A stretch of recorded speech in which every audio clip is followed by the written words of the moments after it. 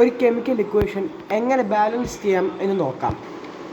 Zinc plus hydrogen chloride gives zinc chloride plus hydrogen. അപ്പം നമുക്കറിയാം ഇവിടെ സിങ്ക് ഒരെണ്ണേ ഉള്ളൂ, ഇവിടെയും സിങ്ക് ഒരെണ്ണേ ഉള്ളൂ. അപ്പോൾ സിങ്ക് ബാലൻസ്ഡ് ആണ്.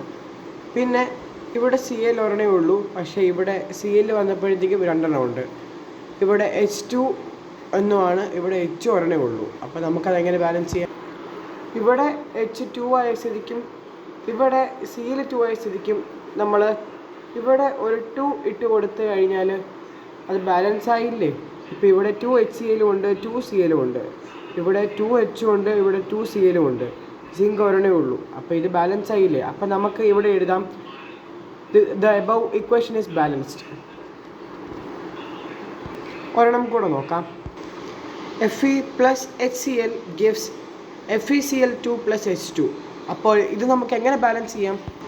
ഇവിടെ FeCl2 ആണുള്ളതും ഇവിടെ H2 ആണുള്ളതും. ഇവിടെ നോക്കുക, ഇവിടെ F ഒരെണ്ണവും, അപ്പം Fe ബാലൻസ്ഡ് ആയി.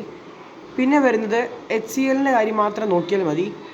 ഇവിടെ H ഒരെണ്ണവും Clഉം ഒരെണ്ണവും ആണുള്ളത്. ഇവിടെ Cl2ഉം ഇവിടെ H2 ആണുള്ളത്. അപ്പോൾ ഇത് നമുക്ക് എന്ത് ചെയ്താൽ ബാലൻസ് ചെയ്യാൻ പറ്റും? ഇവിടെ ഒരു 2 ഇട്ട് കഴിഞ്ഞാൽ ഇത് ബാലൻസ് ആകും. അപ്പോൾ നോക്കിക്കേ, ഇവിടെ Cl2, ഇവിടെയും 2 Cl ആയി, ഇവിടെ H2ഉം ഇവിടെയും 2 Hഉം, പിന്നെ Fe ഒരെണ്ണവും Fe ഒരെണ്ണവും. അപ്പോൾ ഇതും ബാലൻസ് ആയില്ലേ? Na plus S gives Na2S. അപ്പോൾ ഇത് നമുക്ക് എങ്ങനെ ബാലൻസ് ചെയ്യാമെന്ന് നിങ്ങൾ അതിനെ കമൻറ്റ് ചെയ്യാമോ?